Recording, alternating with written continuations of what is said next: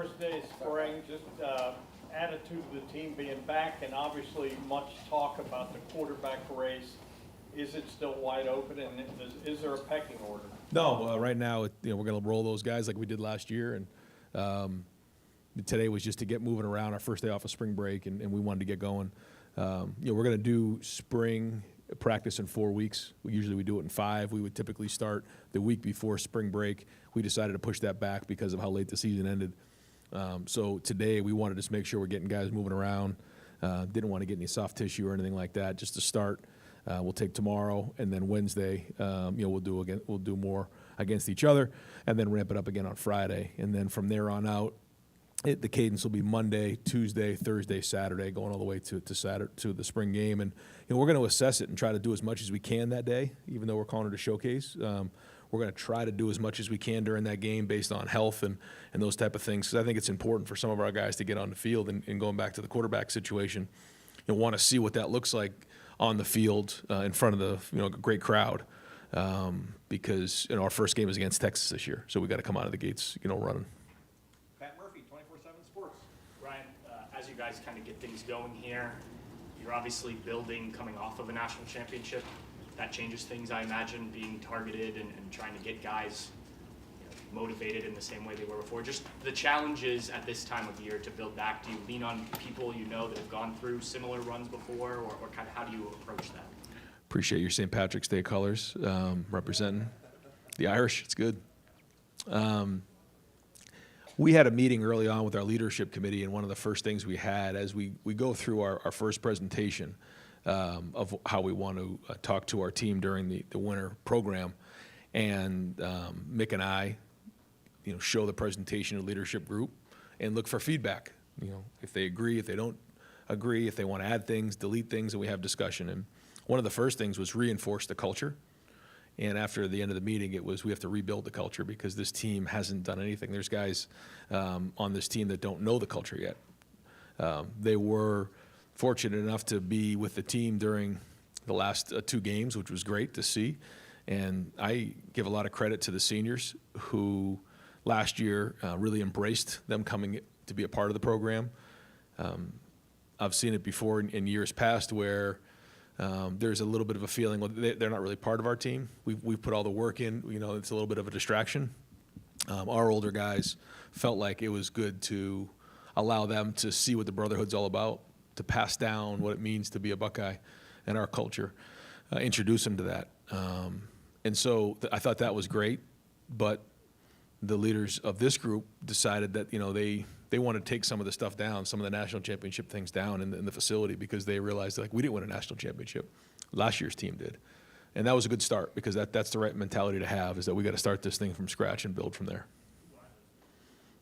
Ooh, you could probably name them. We have a leadership committee that this year, because we have so many new names, Coach Mick and I appointed them and then allowed them to add or subtract some guys. And then after the spring's done, we'll then have the team vote on it, because I think at that point some of the new faces will know who's who on the team. And then from there, once we get into the summer, we have a really good idea who the captains are. But you know who the leaders are, and so you could probably name 80% of them. Tony German, Buckeye Huddle. Ryan, looked like today safeties were kind of switching back and forth between boundary and field. Is that a spring thing, or is that something you guys want to do this year? We're going to look at it and see what makes the most sense. With the nickel position, the adjuster and the bandit, that was sort of, how we identified it last year with Jordan and Lathan and Caleb. Well, now it's going to be a little bit different. So, we want to put those guys in position to be as successful as we possibly can. As you noticed later in the season, Caleb found himself playing a little bit more down where the nickel used to be, and Jordan was playing a little bit, more safety position. So it was good to have some ability to change, the job descriptions and have versatility. And so we'll do the same, but this year, a little bit different bodies in there. So, we want to have the flexibility to adjust. And then just like on offense, it's the same thing on defense. We want to put our players in a position to be successful. And I thought one of the best things we did in the second half of the season was do that. In particular with Caleb, we put him more towards the action, and he had more of an impact on the game. So we need to do that on defense this year based on who we have. And so we're going to look at, field boundary, strong, weak, left, right, all the above. Do you think there's a scenario where he's more boundary this year than he was last year even? I don't know about that. I guess there could be a situation for sure, but as you guys can imagine, we want him involved in as many plays as we can, so we're going to get him there. And I guess if there's some boundary stuff, I guess, but to me, he's going to be more involved with some of the other stuff, I would think. Dan Hope, 11 Warriors. Ryan, you guys had Nate Ebner out there. I'm curious, how did that come together, and what kind of value does he bring? Well, he brings credibility, first off. This is a guy who was really self-made, as you know, and turned out to have a great career in the NFL and was a big part of special teams. So, he can have an impact on the safety room. He can have an impact on special teams, and somebody that's now trying to make the transition from being a player to coach. So great to have him around. When you have as many, former Buckeyes, guys who played in the NFL as you do here, just what kind of benefit does that give to this team? I think it just, again, builds culture. Guys understand what it means. There's experience, especially guys who have walked in those shoes before, who have gone through the process of playing at Ohio State. This is unlike any other place. So, they've won games, they've lost games, they've grown. They get to tell their story of when they were in those same shoes, and I think it makes a big difference. Take a guy like Nate or James or Hart, and also their experience of playing in the NFL and making that transition. So there's just a lot of credibility when those guys speak. But you always want to make sure you surround yourself with guys that love being Buckeyes, that love being around Ohio State, and to me, that's what's really important. Cameron T. Robinson, The Athletic. Ryan, you mentioned the freshman being here for that playoff run. Is it too early to see maybe some of the experience of practice they got there show up now, or do you feel like you need to see that through the spring? Like, can you see a difference and then getting just a little bit of time? I think we'll probably be able to tell that once we get going on Wednesday and Friday, just on how quickly they're able to get on the field, and does it look like it's the first time they've ever heard some of the calls before, or do you not notice them early on? And it's usually pretty good when you don't notice a young guy. I don't know that until we actually get on the field, but I know in terms of the expectation of 4 to 6, A to B +2, the preparation, how we handle ourselves in meetings, I think all of those things were really good for those guys to see. How that translates right now to practice, the first week of practice in the spring is yet to be seen. They're still young, they're still trying to figure it out, but I know for sure, once we get going in August, they're going to be much further along than most, because they did have those couple weeks, and now they're jumping into it in the spring here at mid-year. Spencer Holbrook, Letterman Row. Ryan, we saw Austin Cerebell taking some reps at tackle. Is that something that you guys have talked to him about and moved him over to tackle, or is it just something kind of experimental? Well, I think now that we're going to a roster of 105, it looks like that's where we're headed. Then we have to have versatility, and guys have to be able to play multiple positions. You saw that happen with Donovan. You saw it happen with Carson this year. You've seen it happen with a lot of our guys, and so we want to be able to teach guys in dual roles this year. I think it's important, and not just on the offensive line. If you're a tight end, you need to be able to play receiver. So maybe a tight end can learn protection and line up in the backfield. A receiver like Brandon Ennis can line up in the backfield and take a handoff. You think about Xavier Johnson. You think about the run we've made late in the season. Guys have had to move and play multiple positions. I think you find that sometimes in the NFL. The difference here is that we're not going to be able to sign people off of waivers. At 105, that's tough, because when you look at the NFL, people are going to say, well, they have a 56-man roster, but the truth is when they bring guys in and send guys onto waivers, most teams are in the north of 115, 120 of guys in the building and out of the building. Well, if you only have 105 guys to work with, and some of those guys are young freshmen, then you have to have versatility in all those positions. So that's an example of a position that we're making sure guys play multiple positions. And we've seen Austin play guard. We want him to play some tackle. We want Luke to play guard. We want him to play some center. We want Tegra to be able to move around. It'll give us more versatility, especially late in the season. Guys who are participating in spring? Yes, but I don't have that with me right now. I'll get it to you next time we get together. Yeah, there's about 4 or 5 guys that aren't. Yeah. Rob Aller, Columbus Dispatch. Yeah, Ryan, you've said it before many times, this is a place where expectations are high. You win it all, you're expected to win it again, right? But this is a kind of unique for you in that, what do you do now after you've won? And you kind of spoke to it when you answered Pat's question. But in the leadership role, what are you doing differently? Are you a little tougher on them? Do you have a leadership book you guys are reading? I mean, what's different? Actually, yeah, we are going to do that. The guys don't know that yet, so I'm not going to get into it. But I do actually have a book that I've picked out that I think is good, and I'm not going to, until I hand it to the guys, I won't say it, but it'll be probably over the next couple of weeks. It's funny you say that, because we haven't really done that before, but I think it's important, and I think it's a good project for our guys. But, you know, the guys have to step up, and I think that's one of the things that, I know you've heard me talk about it a lot, but what we do in our off season and what Mick does, you know, in the weight room, it's our backbone, because he's constantly placing guys in situations to be leaders. And in order to be a leader, it's one thing to do your job, but you have to bring people with you. And how do you bring people with you? You build trust, and then you inspire and motivate them to bring with you, but your voice has to be heard. And so where do you do that? You know, you got to get out in the field. You got to, you know, Coach Mick's got to do it in the weight room, where you know, you get up in front of all these men and you speak and you motivate them. And the first few times it's a little clunky, you know, just like being a coach. You know, you get in front of a group of people, but the more you do it, the more you have courage to get up in front of your teammates and your peers and drive them. Then that's what leadership's about. And so we know how important leadership is, and these guys have embraced that. They saw it, and I think that's, you know, whether it's the quarterbacks or, you know, on defense, there were so many great examples last year of what really good leadership is. So they know what it looks like. Now some of these guys have to step out of their comfort zone and take on that new role. And the day of the celebration here on that Sunday, we had our last team meeting, which is something we typically don't get a chance to do. And we had our champions meeting, which is something, again, in the last game you typically don't have a chance to do, so we celebrated the champions. And then everybody who sits in here, as you guys know, the young guys are down here. I mean, the older guys are down here, younger guys are in the back. I had all the guys who were leaving next year stand up here, and everybody had to move down into a different seat. And it was a little bit of a kind of like a ceremony. Like, you're now going from being a junior to being a senior that we're counting on to be a leader. You're now going from being a freshman to a guy who has to step up as a sophomore and get on the field. Or now your role has physically changed in the room by moving down in the team room. And I thought that was important. And you know, I shared with them that this was the standard. This is what it's supposed to look like. These guys right here, what they went through along their career, how many of them stuck with the program and showed leadership. And you know, when do you show leadership in defining moments when it's the hardest? So those are all the conversations we've had up to this point. We got to go do it with this new group.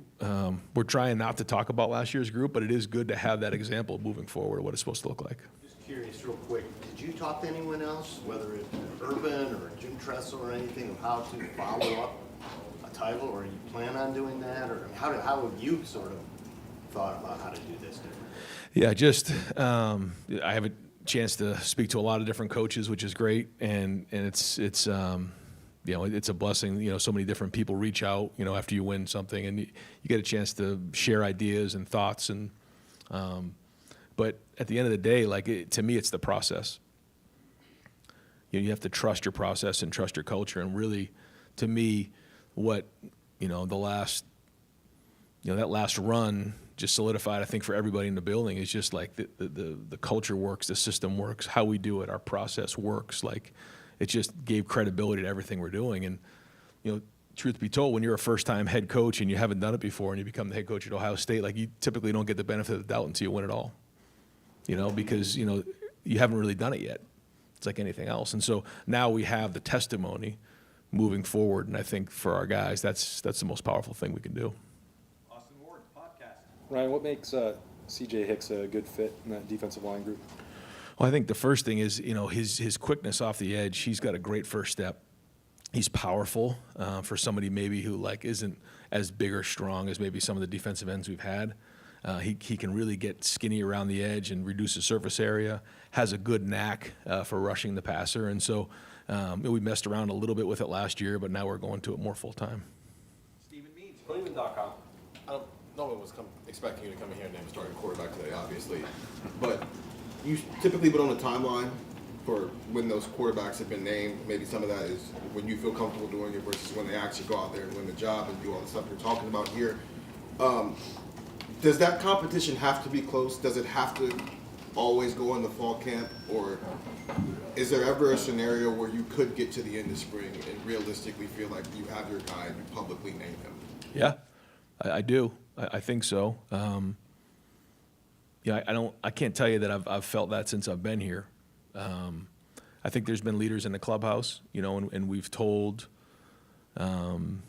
guys that, like, you know, when it was between Dwayne and Joe, it was close, but Dwayne did have the upper hand, and we let both of those guys know that. And I think we're pretty transparent when it comes to it. But there's also, you know, a lot of football to be played in August, and so, you know, I think back on where guys are at in the spring, and then where they come, and even think about where Will was at this time last year and where he got to by the end of the season, or even where he got to by August.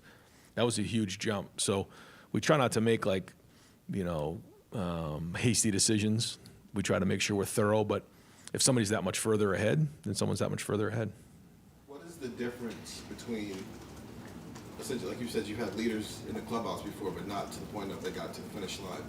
What is that difference that you see from the guy being the leader at the end of the spring, quote unquote, versus you stamp him with that approval in fall camp? What is that jump they usually have to do? Well, I think in spring you have 15 practices, and a good portion of the 15 practices are guys learning and growing, and the number one job for each individual player is to get better individually, and then we start to come together as a team.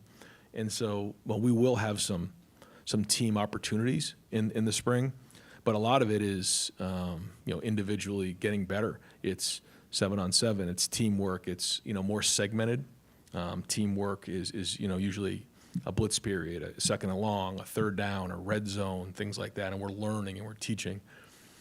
Once we get into the summer, it's a little bit more move it. It's a little bit more situational. You start to feel a little bit more what it's going to look like in the game. You still don't know what an impact someone's going to have with their feet as a quarterback.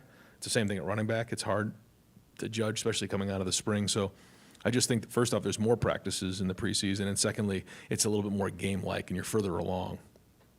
Bill Landis, Kings of the North.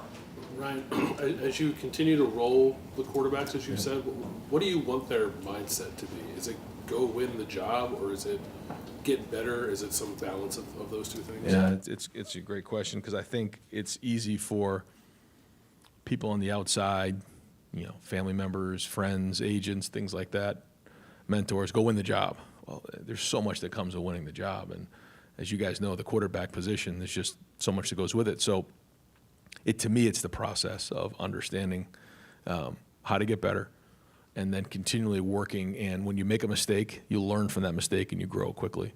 And a lot of it has to do with their preparation. You know, when a guy walks into the huddle or walks into that practice, you can tell if he's prepared or not.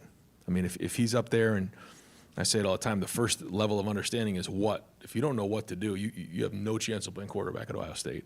So all that work has to be done prior to. Then you got to learn how to do it, your footwork, how the ball is supposed to come out, your technique, and then why are we doing it? Why are we calling this play? Why are we calling 4 verticals? Why are we calling a crossing route? Like all those things. And then you got to go put it on the field, and you're still going to make mistakes, and you got to keep growing from it. So it's just understanding that the process is going to be a battle, but like you have to make sure when you walk in that building every day that you're prepared. You also have to throw it out there and make sure that, you know, you understand you're going to fail, but that you have to learn quickly. And if you're continually making the same mistakes over and over again, it's going to take longer to get to where you want to be and win the job. And then as we start getting closer to, like we talk about the preseason, where I got to take care of the football, I got to, you know, do really well in third down, I got to win in the red zone, and then everybody's different. Every quarterback's different. You know, Will was a lot different than CJ. CJ was a lot different than Dwayne. Dwayne was different than Justin. Like, everyone's different. And so these quarterbacks are different as well. Different size, different makeup, different skill sets. So the number one job, though, for the quarterback is to be the hardest working guy in the building. There shouldn't be any question. Like, if someone says, who's the hardest working guy, it should be the quarterback. If it's somebody else, like, that's a problem, because they should be the first one in the building and the last one to leave. And then they have to be tough. If it's 4th and 2 against Texas, like, we got to find a way to get 3 yards. That's the bottom line. And those guys understand that. They know it. Mick reinforces it in the weight room daily.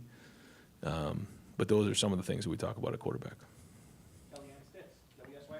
Ryan, I know it's super early first day of spring practice, but what were just your initial thoughts of the quarterbacks, whether it's the communication, stepping up, or just how they attack the day? Yeah, I mean, I'm never happy coming out of the first day. So And it's funny, I actually had a chance to go and visit some different schools with my son, and I didn't watch any practices. I just kind of took myself out of those situations and let my son do it. But after talking to the coaches, like after day 2 or day 3, I'm like, you feel like you're not going to win a game, right? Is that typically how it goes the first 2 or 3 days of practice? Like, thank God you told me that, because I just literally walked off the field thinking we will not win a game all season. So the first few days of spring practice are always brutal when it comes to that, especially with quarterbacks, because that's what I'm always watching. But no, it wasn't that bad. It was good. It was just mostly on air today. We just wanted to get guys moving. We didn't do a lot of what we call variable work, where we're going against somebody else. It was mostly just, kind of get moving, just teach the young guys how to go, and then we'll get going on Wednesday on decision making. But they're all talented. The ball comes out of their hand well. They're all good athletes. So a lot to be determined. Dylan Davis, Delaware Gazette. This time last year, we were all enamored with JJ and just how physically opposing he was. As you look at this freshman class now, are there guys that stick out to you and say, like, he's physically ready to play now if he can just get the offense, the defense down, those kind of things? Yeah. I'm impressed with the way these guys have worked. I'm impressed with the way they look. I mean, there's probably not a guy in that class where I'm like physically that, they can't have an impact as a freshman. Yeah, I've been impressed, and they're coming in with that mentality too. It'd be hard for me to just point one guy out, but yeah, I mean, at all positions. Sanchez seems like he has the frame like a prototype corner. Obviously, again, he has to get the mental part of it down. Is that a guy? I know corners kind of been involved with him. There's a lot of talent there. Is that a guy that maybe you can see cracking with too deep? Yeah. If guys deserve to play, we're going to play them. And you saw us even roll the offensive lineman at the end of the year because we felt like those guys deserved to play and they needed to play. It'll be the same thing there. And if that means moving guys, around, we played with like 3 safeties last year. And then how do you see Lorenzo? Is he more of a safety? Is he more of a corner? So is that more of a 3-corner look? I think that's all great conversation that's going on right now in the defensive staff room. And then it's just like on offense, if you have like 4 really good receivers, you might find yourself in, more wide receiver sets. We have more tight ends this year. So what is, so those are all the conversations, things that need to be worked out. Not right now, but it's their job to do everything they possibly can to say, hey, I need to play. And I think we got some great candidates for that. Bill Rabinowitz, Columbus Dispatch. How jarring was it for you to walk out there and not see Jack, JT, Cody, all those guys that you've gotten so used to seeing? Was it jarring? I mean, what was it like just to not see those guys? Yeah, it's every year that happens, though, that you think about. And that's the great thing about being at Ohio State is, we get such great impact players. And, once spring starts, you have to, restart and look at it differently. But it started with mat drills. We've had 2 really good mat drills, and in those mat drills, we didn't have some of those same guys out there, but that's part of the process. And it's a great opportunity for guys to step up. And now we're on to the next year now, and doesn't mean it's going to be easy, but it's a different group of guys, and all these guys are going to have to step up in a big way. So just getting started, but it is a transition for sure. And the running backs, obviously, those guys are gone, Trey and Quinchon. How do you see that evolving? Do you expect to have the committee approach like you had last year, at least a tandem? Well, for James has obviously been here and he knows it, so he's going to have to step up. And it's not easy to figure out what running backs can do in the spring because we're not tackling them. But he knows what it looks like. He knows the offense. CJ has played more, but doesn't really know what we do here. And obviously when you come to Ohio State, there's a transition. It was a transition for Quinchon. So I'm excited to see how that looks. He did a nice job in the first couple of weeks as he actually was a scout team back. He played Jeremiah Love and some of the guys we had, the guys at Texas, and did a good job with that. I thought he ran hard. But then it's going to be interesting to see these young guys, Bo Jackson, Isaiah. We'll have Turbo coming in, Sam. So we need these guys, like you said, to provide some depth and support there and step up. So to say that it's solidified, we know what's going on in that room is not the case, but we do have some really good options there, and excited to see where these guys go. And sometimes when I think it's a great example of the offensive line, like you take Luke Montgomery for example. Like here's somebody that really didn't play the majority of the season. When he finally had the opportunity, stepped up, and everything changed in his world. I think it's the same thing for the running backs. Like James is a great example. You know, James ran pretty hard in some of the games early on in the season, but when Quinshon and Travion were in there and he wasn't getting, you know, the carries, you know, you kind of go about the business of, all right, this is my role, and you embrace the role. Now your role has changed. Now he's going to have to step up, and he seems to be having a great offseason. Dave Biddle, 24/7 Sports. How important of a get was Ethan Onyeonwa in the portal? I've heard some draft analysts say he could have been a second-round pick if he left Rice and went pro. He could have been a second-round pick this year. Just how big of a get was that for you guys? Well, when you lose two guys to the portal, two tackles, that certainly affected the room. So, yeah, I think it was important for both of those guys to come in. You know, we needed that for the depth of the room and, you know, and just for the room in general. But, you know, it's been exciting to see those guys work. I'm excited to see what it looks like with the pads on. You know, Big E's already changed his body a little bit, so that's been good, and he's embraced the culture. Phillips the same way. So, you know, he's an Ohio guy too, so he knows Ohio State well. And the guys seem to embrace them. You know, and it's important to have the right fit. I keep saying that over and over again, and I think that we did that again this year. You know, with the guys that we brought in, they were the right fit culture-wise. They came in, understood that this is Ohio State, worked, earned the respect of the guys around them, and that was important with guys like Will and Quinshon last year. You know, Caleb and Seth. Well, it's the same thing with these guys coming in, Max Clare and you know, Ethan and Phillip and these guys. So important to make sure we continue to do that. When we add pieces in, they fit the culture. So I thought it was a really big get for us. I know it's the first day of spring, but do you envision Ethan as a left tackle, and do you want to keep him at around, I think he's listed at 357 pounds. Do you like that? Or No, we like it a little lighter than that. Okay. That's a little heavy. Yeah, we got to cut that down just a little bit. But the good thing is he can carry weight. And so now if we cut him down, we're just going to see more and more athleticism and bend. So that's good. He's going to start out at left, and then we'll go from there. But again, the more flexibility we can have with these guys, the better for the room. Because, you know, you typically think, all right, we have five, who's the sixth? And then what does the sixth do? Well, he plays tackle or he plays center. Well, that really pigeonholes you, because now if you lose a guard, now you're going to, like, quote unquote, your seventh guy. But if you have swing guys, now you're playing your best seven or your best eight. You don't get yourself jammed up. So I think that's something that we have to do moving forward, is guys have to have almost a primary and a secondary position. Adam King, WBNS. It's only been a couple weeks with Matt Patricia, but he seemed to be fitting out there with the guys pretty well. How involved are you right now, knowing that it's a new system, getting your head in the meetings, or do you just kind of let him take the reins here? No, it's everybody involved. It's just the whole defensive staff. It's myself, but Matt's, you know, done a great job of you know, building relationships early on here. He's excited to get going. It's just a start. We're just getting moving. But I think there's just a lot of things that, you know, he's going to bring to that room. That's great. There's a lot of things that we've already done that's, you know, going to stay in place. So it's good. Again, just getting started. Like literally just taught a couple defenses today and get them lined up, get them moving around, and we'll keep moving from there and keep building on the packages. When you have someone that's so, you know, just football-minded, do you like that, especially coming from an NFL background with him? Yeah, you love being around smart guys, and he's smart. I mean, he's played a lot of football, or coached a lot of football, and coached some really good players. So has a lot of credibility when he speaks, and you know, I think it's great for him to just be around the culture, see how we do things, and he's jumped in with 2 feet and embraced it. Again, it's the same thing as when you bring in a transfer, when you bring in a coach. It's the same type of thing. Do you have the right fit?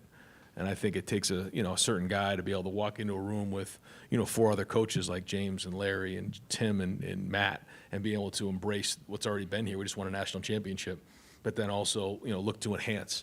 And so, you know, we'll see. We're just getting started, but certainly so far it's been very positive. Jeremy Birmingham, podcast. Ryan, obviously, as you said, you lose big players every year, key players every year, but losing as many as you did, and not just on the field, but the roles they all carried, Jack, Cody, Emeka, different types of leaders. How does that change what you have to do and be for this group over these next 4 weeks? Yeah, no, there's no question. You know, like you said, the number is certainly significant. And so, yeah, as coaches, you know, we gotta do our part and make sure that we're developing. And to me, it isn't like the older guys. To me, it's like the next level of guys that we really got to bring along and explain to them what it means to, you know, become really good football players, how to build trust in their teammates, how they're going to go about building discipline in their life, what it means in the run that we need to go on next year, and that first game, what that's going to look like, and all those types of things. So we got to be on our game as coaches. We got to develop at a high level, and that's the job of each individual coach. You know, they got to make sure they're recruiting at a high level and bringing in the right guys. But ultimately, each coach is responsible for their room. I say that over and over again. Like, it's your job to develop, to make sure that your room is producing at a high level, is showing great leadership, and you're recruiting the right guys. You have enough depth for late in the season. And so when each guy is doing their job, you know, we talk about being 10 strong. We've done that for a long time. Then you got a chance to win them all. Got time for just a couple more questions. Do you feel different as a head coach right now? I mean, obviously coming off the national championship, you seem a little bit more relaxed. I'll just go out. Yeah, I'm definitely more relaxed, Jeremy. I mean, to say I'm not is crazy. There's no question. Yeah, we're in a different place than we were a couple months ago. I mean, let's call it for what it is. But that doesn't change, like, the approach. And I think that's the thing, like, you know, some days you wake up. I said it was kind of like when I had the opportunity to become the head coach at Ohio State. You know, you walk down the hall and you see Woody Hayes and Tressel and Urban and Cooper and Earl Bruce, and, you know, you pinch yourself. And, you know, a month later you wake up and you're like, I'm the head coach at Ohio State. Like, man, it's the same thing with winning a national championship. Like, some days you wake up and you almost forgot you won it, you know, because life just moves on. It just does. And it's on to the next challenge. It's on to the next group of guys. But winning just gives you an opportunity to continue to have an impact on young people's lives. And that's why you get into coaching, period. And if you're not, then you're in it for the wrong reasons. And so that's it. And the staff, you know, when I talk to guys and hire them and bring them in here, that should be the number one goal. Bring in young people, help them reach their dreams and goals in the game of football and in life. Winning just allows you to do that, because if you don't win them, they're going to find somebody else. That's just the truth. And I share that with the coaches all the time. But no, it's great to have a certain level of testimony and credibility to the work that we put in around here. Just to follow up on some of the leadership questions, I think we all assume that Sonny's one of those guys that has a big role in that room. How much do you kind of see him growing in his own leadership form versus maybe what he learned from Cody and some of the other guys on defense last year? Like, how much does he balance being himself versus being, you know, what he learned from those guys? Yeah, I think he's finding his voice. I hear him speak up a lot. I think I've been impressed so far with his leadership, and I think when you speak with him, you'll feel the same way. Just a stud in all areas. Man's man, works at it, takes it very seriously, speaks up when appropriate. We'll ask a tough question when he needs to, and that starts with his family, with his dad, with his brother, with his mom. That's the way he was raised, and being a Buckeye means something. You know, obviously his lineage and his family, but also growing up in Pickerington, and then, you know, just being here with his brother now. So he is certainly one of the biggest leaders on the team. Ryan, to follow up on some of the quarterback stuff, how does their age and experience level have any sort of effect on how you evaluate them and maybe the timeline? Because this is, last year you had a guy in Will who had made almost 30 starts. Devin had been around for 2.5 years. It was his third spring. This is a much younger group. What sort of effect does that maybe have? Well, it's like we were just talking about. When you've done it before, you get the benefit of the doubt. When you don't, you don't. And it's the same way with being a quarterback. And Will got the benefit of the doubt because he had won a Big 12 championship. He had done it before. He had won big games at Kansas State. So we had tape of him doing it. We know that he had physically done it. So when there were some days you get off the fields, you know, you still went back on that. When you're a young quarterback that hasn't done it, you got to prove yourself every day, because you don't have a body of work to go back on. And that's just being a young quarterback until you kind of prove yourself and you make those, win those big games. You know, that's kind of how it goes. That's life. And so we'll keep evaluating them much like that. But we've been in this situation before. We've had young quarterbacks. We brought them along, and a couple of those guys, once they got into year 3, they moved on to the NFL. We finally got them where we want them to go, but that's life too. So, you know we have a good supporting cast around those guys again. So that's important. The offensive line will be critical in how we run the football. But as you know, some of the weapons we have at the skill positions will allow us to just, again, make the routine plays routinely, take care of the football, and then make the plays when we need them to make the plays. Feel like this inexperienced, or Say it again. have you had a group that's this inexperienced before, the quarterback position? I don't know. I'm just trying to think of probably CJ's sophomore year, right? I mean that was probably similar that way. You know, we don't think of it that way now because of how CJ played that second. You know, but you know that that Minnesota game, and then we lost the Oregon game, although he played well, and then he was still trying to find his way, and then Kyle played in the Akron game. So I guess it was similar maybe. That's probably the closest one I would say, yeah. And final question, Andrew Gillis, Cleveland.com. Ryan, you guys had a lot of recruits today. Obviously, you're going to have a handful over the next couple of weeks. How big can these days be to build those relationships and get kids on campus? Oh, huge to see our guys work, to see the energy when you walk into the Woody. I think that's, you just feel it when you walk in. You feel greatness, you feel excellence. You walk into that indoor, you see the new banners up on the wall, like it's all there. And so we take a lot of pride in developing the most elite players in the entire world. And then, the expectations of winning championships. And so it's great for recruits. It's one thing to put it on Instagram. It's one thing to follow our social media or talk to coaches. It's another thing to walk in the building and see it and be around great people and be around a culture of great players and great coaches. So I think that's obviously what separates us. And anytime you can physically walk in and see it, it makes a big difference. I think it's good for parents to see as well. I know as a dad, I want to take a look at the people and look them in the eye. There's a lot of great weight rooms, a lot of great facilities across the country, a lot of great stadiums, but to me, ultimately, it comes down to the people. And it's been like that a lot longer than I've been here. See the kids here. What things can they ask you or ask position coaches to kind of let you know that they're on the right track? Like what clicks for you when you see a recruit, and what can they tell you? Sometimes it takes care of itself. Like Ohio State's not for everybody, and some people it might be just too much. I don't know. The expectations are high here, man. And sometimes that takes care of itself, and that's okay. You have to want to be at Ohio State, whether you're from the state of Ohio or not. And some people are just, they gravitate towards it. This is what they wanted. Jeremiah Smith, this is what he wanted.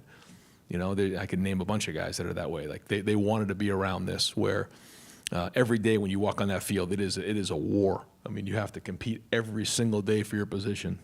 And you got to compete every single week to win every game. And so, that expectation is a big part of it. I think the second thing, though, is, people and families who want to be around this style of culture. When you walk in the building, it's a family atmosphere. A lot of people talk about family. That's another thing to actually live it and get around our players. And so what we try to do is open up our doors and please get around the locker room, get around our players. Go have, go have lunch with our guys and be around our players, because to me, they're the ones who are, living it on a daily basis. Please get around our parents and let them tell the stories of how we've handled great situations, tough situations, how we've hung together, what their experience is like for their son. And to me, that's it. And people just gravitate towards that, and you can feel it. Because in today's day and age, if you have to talk somebody into coming to your school, and it doesn't go exactly perfect, we all know what's going to happen. They're going to walk out the door and enter the portal. So we all know that there's other things involved nowadays, but it hasn't changed in terms of relationships. And you want people to choose Ohio State for the right reasons, to be a Buckeye for the right reasons, so that when it maybe doesn't go exactly as it was to plan, or it doesn't go exactly perfect, they're willing to stick it out and hang in there and work through difficult times. Coach, thank you very much. Yep, thanks, guys.